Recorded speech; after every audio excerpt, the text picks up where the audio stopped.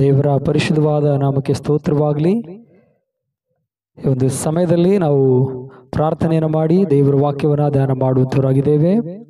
ಕಣ್ಣುಗಳನ್ನು ಮುಚ್ಚಿದವರಾಗಿ ನಾವು ವಾಕ್ಯ ಭಾಗಕ್ಕಾಗಿ ಪ್ರಾರ್ಥನೆ ಮಾಡೋಣ. ಪರಿಶುದ್ಧನೇ, ನೀತಿವಂತನೇ, ಜೀವ ಸ್ವರೂಪನಾದ ದೇವರೇ, ಯೇಸಯ್ಯ ನಿನಗೆ ಸ್ತೋತ್ರ ಮಾಡುತ್ತೇವೆ. ಅಪ್ಪ ತಂದೆಯ ದೇವರೇ, ಮಧ್ಯಾಹ್ನ ಜಾವದಲ್ಲಿ ನೀನು ನಮ್ಮೊಟ್ಟಿಗೆ ಮಾತನಾಡುವ ಹಾಗೆ ನಿನ್ನ ವಾಕ್ಯವು ನಮ್ಮೊಟ್ಟಿಗೆ ಬಲಪಡಿಸುವಂತೆ ಪರಿಶುದ್ಧಾತ್ಮ ದೇವರೇ, ಈ ಒಂದು ಉದಯ ಕಾಲದಿಂದ ತಂದೆ ಆ ದೇವರ ನಮ್ಮನ್ನು ಕಾಪಾಡಿ ಮಧ್ಯಾಹ್ನದ ಸಮಯದಲ್ಲಿ ನಿನ್ನ ಪಾದಡಿಯಲ್ಲಿ ಬಂದು ನಿನ್ನ ದೇವರಾತ್ಮನೇ ವಾಕ್ಯ ಭಾಗದಿಂದ ಅಪ್ಪ ದೇವರೇ ನಾವು ಧ್ಯಾನ ಮಾಡೋದಕ್ಕಾಗಿ ಸಹಾಯ ಮಾಡ್ತಿರೋದಕ್ಕಾಗಿ ಸ್ತೋತ್ರ ಮಾಡ್ತೇವೆ. ಅಪ್ಪ ಯೇಸುವೆ, ನೀವು ನಿನ್ನ ಮಕ್ಕಳೊಟ್ಟಿಗೆ ಮಾತನಾಡ್ರಿ, ನೀವು ನಿನ್ನ ವಾಕ್ಯದಿಂದ ನಮ್ಮನ್ನು ಬಲಪಡಿಸಿರಬಹುದಾಗಿ ಯೇಸು ನಾಮದಲ್ಲಿ ತಂದೆ, ಆಮೇನ್ ಆಮೇನ್. ಹಾಲೆಲೂಯಾ. ಸೊ ಈ ಒಂದು ದಿವಸದಲ್ಲಿ ಕರ್ತನ ಸನ್ನಿಧಿಯಲ್ಲಿ ನಾವಿರುವ ಹಾಗೆ ದೇವರ ವಾಕ್ಯವನ್ನ ಧ್ಯಾನ ಮಾಡುವಂತವರಾಗಿದ್ದೇವೆ. ಇವತ್ತಿನ ಒಂದು ಧ್ಯಾನ ಭಾಗಕ್ಕಾಗಿ ಆರಿಸಿಕೊಂಡಿರ್ತಕ್ಕಂಥ ದೇವರ ವಾಕ್ಯ ಭಾಗವು ಈ ರೀತಿಯಾಗಿರುತ್ತದಾಗಿದೆ. ಮತ್ತಾಯನು ಬರೆದ ಸುವಾರ್ತೆ 8ನೇ ಅಧ್ಯಾಯ. ಮತ್ತಾಯನು ಬರೆದ ಸುವಾರ್ತೆ 8ನೇ ಅಧ್ಯಾಯ ಅದರ 2ರಿಂದ 4ರವರೆಗೆ ನಾವು ಧ್ಯಾನ ಮಾಡೋಣ. Thank you Jesus. ಮತ್ತಾಯ 8ನೇ ಅಧ್ಯಾಯ 2ರಿಂದ 4ರವರೆಗೆ ನಾವು ದೇವರ ವಾಕ್ಯವನ್ನ ಧ್ಯಾನ ಮಾಡೋಣ. ಇವತ್ತಿನ ದಿವಸಗಳಲ್ಲಿ ಪ್ರತಿಯೊಬ್ಬ ವ್ಯಕ್ತಿಯು ಫಲಿಸಬೇಕಾದ್ರೆ, ತನ್ನ ಜೀವಿತದಲ್ಲಿ ಫಲಿಸಬೇಕಾದ್ರೆ, ತನ್ನ ಜೀವಿತಗಳಲ್ಲಿ ಆಶೀರ್ವಾದಗಳನ್ನು ಹೊಂದಿಕೊಳ್ಬೇಕಾದ್ರೆ, ತನ್ನ ಜೀವಿತಗಳಲ್ಲಿ ಅಭಿವೃದ್ಧಿ ಹೊಂದಬೇಕಾದ್ರೆ, ಬಿಡುಗಡೆಗಳನ್ನ ಕಾಣಬೇಕಾದ್ರೆ, ನೆಮ್ಮದಿಯ ಜೀವಿತವನ್ನ ಕಳೆಯಬೇಕಾದ್ರೆ ಏನು ಮಾಡಬೇಕಾಗಿದೆ ಅಂತಕ್ಕಂಥದ್ದು ಬಹಳ ಪ್ರಾಮುಖ್ಯವಾಗಿದೆ. ಒಬ್ಬ ಕೆಲಸ ಮಾಡ್ತಕ್ಕಂಥ ವ್ಯಕ್ತಿ ತಾನು ಮಾಡುವ ಕೆಲಸದಲ್ಲಿ ತಾನು ಫಲಿಸಬೇಕು, ಅಭಿವೃದ್ಧಿ ಹೊಂದಬೇಕು, ಆಶೀರ್ವಾದ ಹೊಂದಬೇಕಾದ್ರೆ ಏನು ಮಾಡಬೇಕು? ಪ್ರತಿಯೊಂದು ವ್ಯಕ್ತಿಯು ಇವತ್ತಿನ ದಿವಸಗಳಲ್ಲಿ ಆಶೀರ್ವಾದ ಕಾಣ್ತಾ ಇಲ್ಲ. ಅವಮಾನದಲ್ಲಿ, ನಿರಾಶೆಯಲ್ಲಿ, ಕಣ್ಣೀರಿನಲ್ಲಿ, ಅಸಮಾಧಾನದಲ್ಲಿ ಇರುವುದನ್ನು ನಾವು ನೋಡುತ್ತೇವೆ. ಆದರೆ ನಾವು ಆಶೀರ್ವಾದಗಳನ್ನು ಹೊಂದಬೇಕಾದ್ರೆ, ಫಲಿಸಬೇಕು, ಅಭಿವೃದ್ಧಿ ಹೊಂದಬೇಕಾದ್ರೆ ನಾವು ಏನು ಮಾಡಬೇಕನ್ನೋದು ದೇವರ ವಾಕ್ಯ ನಮಗೆ ಈ ರೀತಿಯಾಗಿ ಮಾತನಾಡುವಂತದ್ದಾಗಿದೆ. ಮತ್ತಾಯನು ಬರೆದ ಸುವಾರ್ತೆ 8ನೇ ಅಧ್ಯಾಯ 2ರಿಂದ 4ರವರೆಗೆ ನಾವು ಓದೋಣ. ಒಬ್ಬ ಕುಷ್ಠರೋಗಿಯು ಯೇಸುವಿನ ಬಳಿಗೆ ಬಂದು ಆತನಿಗೆ ಅಡ್ಡಬಿದ್ದು, ಸ್ವಾಮಿ, ನಿನಗೆ ಮನಸ್ಸಿದ್ದರೆ ನನ್ನನ್ನು ಶುದ್ಧ ಮಾಡಬಲ್ಲೆ ಅಂದನು. ಆತನು ಕೈ ನೀಡಿ ಅವನನ್ನು ಮುಟ್ಟಿ, ನನಗೆ ಮನಸ್ಸುಂಟು, ಶುದ್ಧವಾಗು ಅಂದನು. ಕೂಡಲೇ ಆ ಕುಷ್ಠವು ವಾಸಿಯಾಯಿತು. ಆಗ ಯೇಸು ಅವನಿಗೆ, ಯಾರಿಗೂ ಹೇಳಬೇಡ. ಓಕೆ. ಸೊ ದೇವರ ವಾಕ್ಯ ಮತ್ತಾಯ 8ನೇ ಅಧ್ಯಾಯ 2ರಿಂದ 4ರವರೆಗೆ ನಾವು ದೇವರ ವಾಕ್ಯವನ್ನು ಧ್ಯಾನ ಮಾಡುವುದಾದ್ರೆ, ಅಲ್ಲಿ ದೇವರು ಪರ್ವತದಲ್ಲಿ ತನ್ನ ಪ್ರಸಂಗವನ್ನ ಮಾಡ್ತಾ ಇದ್ದಾನೆ. ದೇವರ ವಾಕ್ಯಗಳನ್ನ ಅನೇಕ ಜನರು ಕೂತ್ಕೊಂಡು ಆತನ ಮಾತುಗಳನ್ನ ಆಲಿಸ್ತಾ ಇದ್ದಾರೆ. ಆಲಿಸುವಾಗ ಅಲ್ಲಿ ಒಬ್ಬ ಕುಷ್ಠರೋಗಿಯು ಸಹ ದೇವರ ಮಾತನ್ನ ಕೇಳೋದಕ್ಕಾಗಿ, ಅದ್ಭುತವಾದ ಜೀವ ಸ್ವರೂಪನಾದ ವಾಕ್ಯಗಳನ್ನ ಆಲಿಸುವುದಕ್ಕಾಗಿ ಬಂದಿದ್ದಾನೆ. ನಾವು ಆದಿ ಕಾಲದಲ್ಲಿ ಇಸ್ರಾಯೇಲ್ ದೇಶದಲ್ಲಿ ಒಂದು ರೂಢಿ, ಒಂದು ಸಂಪ್ರದಾಯವು ಅಲ್ಲಿತ್ತು. ಯಾರಿಗಾದರೂ ಕುಷ್ಠರೋಗ ಬಂದಿದ್ರೆ ಅವರು ಅಶುದ್ಧರು, ಅವರು ಪಾಪಿಗಳು ಎಂಬುದಾಗಿ ಅವರನ್ನ ಊರುಗಳಿಂದ, ಗ್ರಾಮಗಳಿಂದ, ಮನೆಗಳಿಂದ ಹೊರಗಡೆ ಇರ್ತಾ ಇದ್ರು.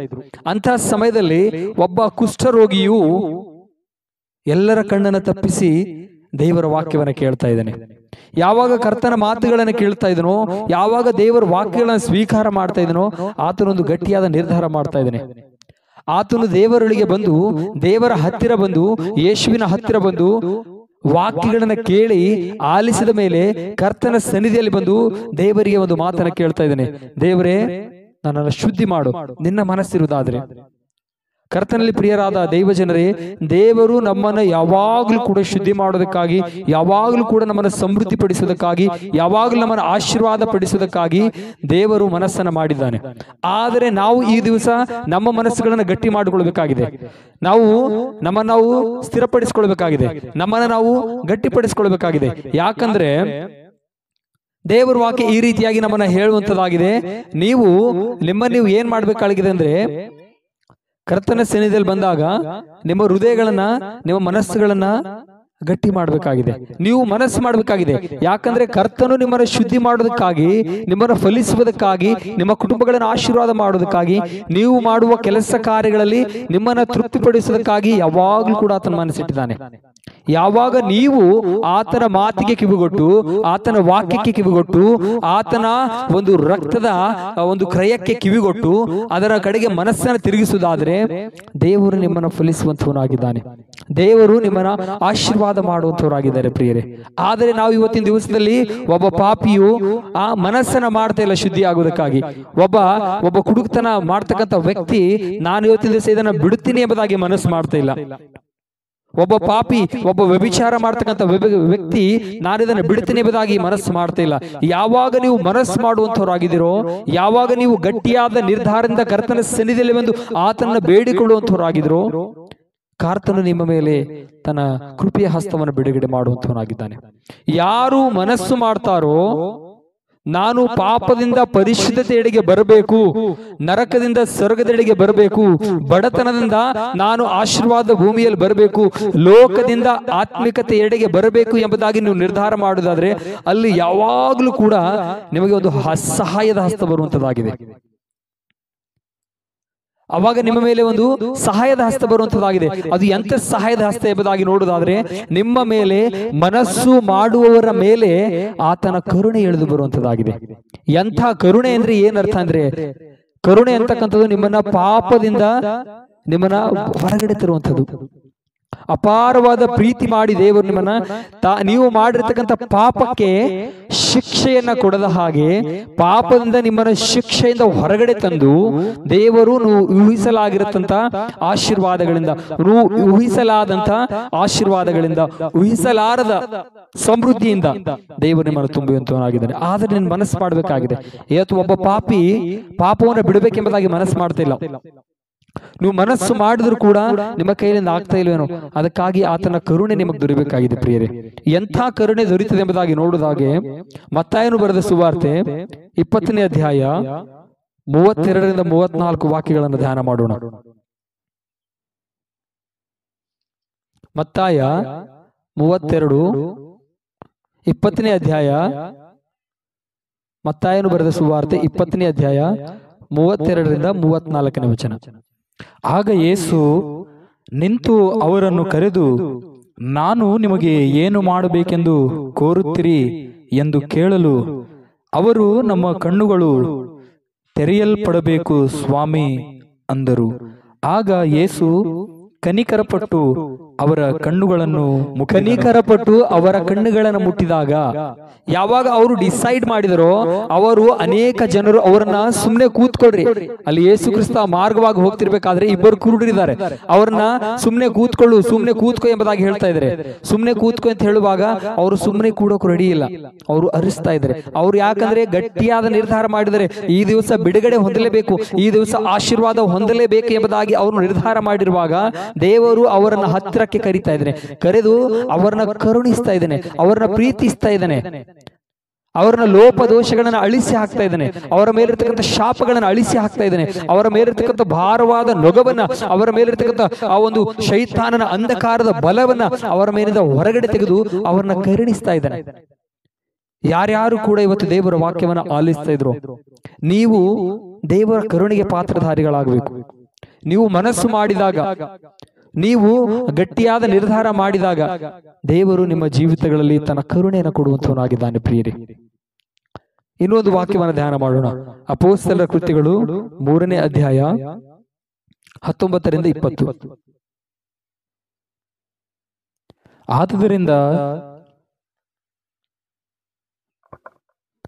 ಅಪೊಸ್ತಲರ ಕೃತ್ಯಗಳು 3ನೇ ಅಧ್ಯಾಯ 19ರಿಂದ 20. ಆದುದರಿಂದ ದೇವರು ನಿಮ್ಮ ಪಾಪಗಳನ್ನು ಅಳಿಸಿ ಬಿಡುವ ಹಾಗೆ ನೀವು ಪಶ್ಚಾತ್ತಾಪಪಟ್ಟು ಆತನ ಕಡೆಗೆ ತಿರುಗಿಕೊಳ್ಳಿರಿ.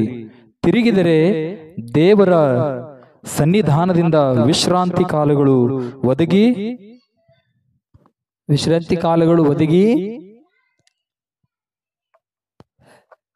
ಯಾವಾಗ ನೀವು ಕರ್ತನ ಸನ್ನಿಧಿಯಲ್ಲಿ ಒಪ್ಪಿಕೊಂಡು ಅರಿಕೆ ಮಾಡ್ತಿರೋ, ಒಪ್ಪಿಕೊಂಡು ಅರಿಕೆ ಮಾಡಿ ನಿರ್ಧಾರ ಮಾಡಿ ಕರ್ತನ ಸನ್ನಿಧಿಯಲ್ಲಿ ಬರ್ತಾರೋ ಅವಾಗ ಕರ್ತನ ಸನ್ನಿಧಿಯಿಂದ ವಿಶ್ರಾಂತಿ ಕಾಲಗಳು ಮತ್ತು ಯೇಸು ಕ್ರಿಸ್ತನು ನಿಮ್ಮನ್ನ ಜೀವಿತದಲ್ಲಿ ಬರುವಂತವನಾಗಿದ್ದಾನೆ.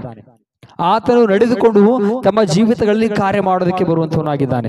ಯಾಕಂದ್ರೆ ದೇವರ ವಾಕ್ಯ ನಮಗೆ ಈ ರೀತಿಯಾಗಿ ಹೇಳುವಂತದ್ದಾಗಿದೆ, ಗಟ್ಟಿಯಾದ ನಿರ್ಧಾರವನ್ನ ಮಾಡಿ ಗಟ್ಟಿಯಾದ ಮನಸ್ಸನ್ನ ಮಾಡಿ ನಾನು ಪಾಪವನ್ನ ಬಿಡುವುದಕ್ಕಾಗಿ. ಅಲ್ಲಿ ಒಬ್ಬ ಕುಷ್ಠರೋಗಿ ಬರ್ತಾ ಇದ್ದಾನೆ, ದೇವರಿಗೆ ಕೇಳ್ತಾನೆ, ಅಪ್ಪ ನಾನು ಸಾಧ್ಯವಾಗಿರಬಹುದು ಆ ಕುಷ್ಠರೋಗಿ ಆ ಒಂದು ಸ್ಥಳದಲ್ಲಿ ಕೂತ್ಕೊಂಡು ದೇವರ ಮಾತುಗಳನ್ನ ಕೇಳುವಾಗ ಪಶ್ಚಾತ್ತಾಪ ಪಡ್ತಾ ಇದ್ದಾನೆ, ಅವನು ಕಣ್ಣೀರಿಡ್ತಾ ಇದ್ದಾನೆ, ಅವನು ಗೋಳಾಡ್ತಾ ಇದ್ದಾನೆ, ತಾನು ಮಾಡಿದ ಪಾಪಗಳಿಗಾಗಿ ಕರ್ತನ ಸನ್ನಿಧಿಯಲ್ಲಿ ಬಂದು ಅವನು ಅರಿಕೆ ಮಾಡ್ತಾ ಇದ್ದಾನೆ. ಅರಿಕೆ ಮಾಡಿ ಕರ್ತನನ್ನ ಕೇಳ್ತಾ ಇದ್ದಾನೆ, ಅಪ್ಪ ತಂದೆ ನಿನಗೆ ಮನಸ್ಸಿದ್ರೆ ನಾನು ಶುದ್ಧ ಮಾಡು ಎಂಬುದಾಗಿ.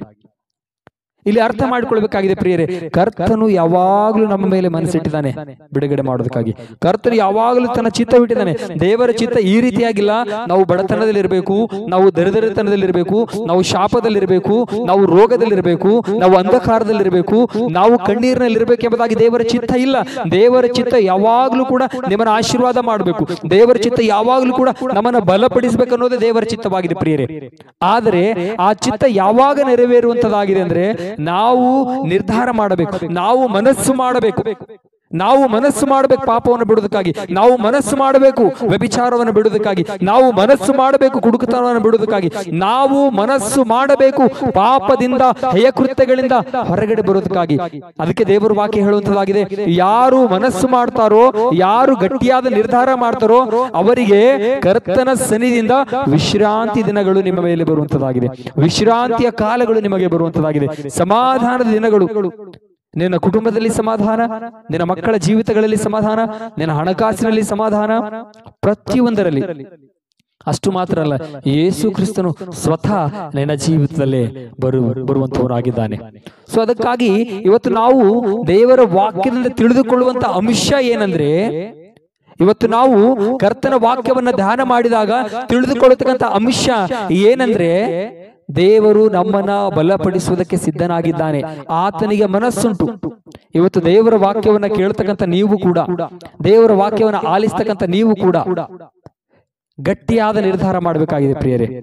ಏನಂದ್ರೆ, ಅಪ್ಪ ದೇವ್ರೆ, ಇವತ್ತು ನಿನ್ನ ವಾಕ್ಯ ಕೇಳ್ತಾ ಇದ್ದೀನಿ, ನೀವು ಪ್ರಯತ್ನ ಮಾಡ್ತಾ ಇರ್ಬೋದೇನೋ ಪಾಪ ಬಿಡೋದಕ್ಕಾಗಿ, ಆಗ್ತಾ ಇಲ್ವೇನೋ, ಆದರೆ ನೀವು ಗಟ್ಟಿಯಾಗಿ ನಿರ್ಧಾರ ಮಾಡಿ ಕರ್ತನ ಸನ್ನಿಧಿಗೆ ಬರಬೇಕಾಗಿದೆ.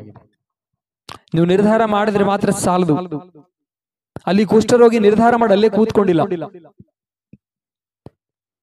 ಕುಷ್ಠರೋಗಿಗಳಿಗೆ ಗ್ರಾಮದಿಂದ ಹೊರಗಡೆ ಇರ್ತಾ ಇದ್ರು, ಊರಿಂದ ಹೊರಗಡೆ ಇರ್ತಾ ಇದ್ರು, ಮನೆಯಿಂದ ಹೊರಗಡೆ ಇರ್ತಾ ಇದ್ರು.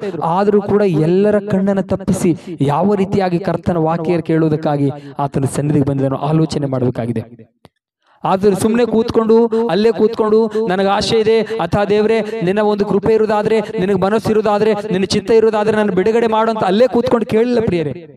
ಆತನು ಕರ್ತನ ಸನ್ನಿಧಿಗೆ ಪ್ರಯಾಸ ಪಟ್ಟು ಬಂದಿದ್ದಾನೆ, ಕರ್ತನ ಸನ್ನಿಧಿಗೆ ನಂಬಿಕೆಯಿಂದ ಬಂದಿದ್ದಾನೆ. ಕರ್ತನ ಸನ್ನಿಧಿಗೆ ಎಷ್ಟೋ ಪ್ರಯಾಸದಿಂದ, ಎಷ್ಟೋ ಕಷ್ಟದಿಂದ ಕರ್ತನ ಸನ್ನಿಧಿಗೆ ಬರ್ತಾ ಇದ್ದಾನೆ. ಕರ್ತನ ಸನ್ನಿಧಿಗೆ ಬಂದು ದೇವರ ವಾಕ್ಯವನ್ನ ಕೇಳಿ ಅದನ್ನ ನಂಬಿ ಸ್ವೀಕಾರ ಮಾಡಿಕೊಂಡು ಪಶ್ಚಾತ್ತಾಪ ಪಟ್ಟು ಅವಾಗ ಕೊನೆಯ ಭಾಗದಲ್ಲಿ, ಕೊನೆಯ ಹಂತದಲ್ಲಿ ಬಂದು ಯೇಸು ಕ್ರಿಸ್ತನಿಗೆ ಕೇಳ್ತದೇನೆ, ಏನಂದ್ರೆ, ಯೆಸಯ್ಯ ನಿನಗೆ ಮನಸ್ಸುಂಟು?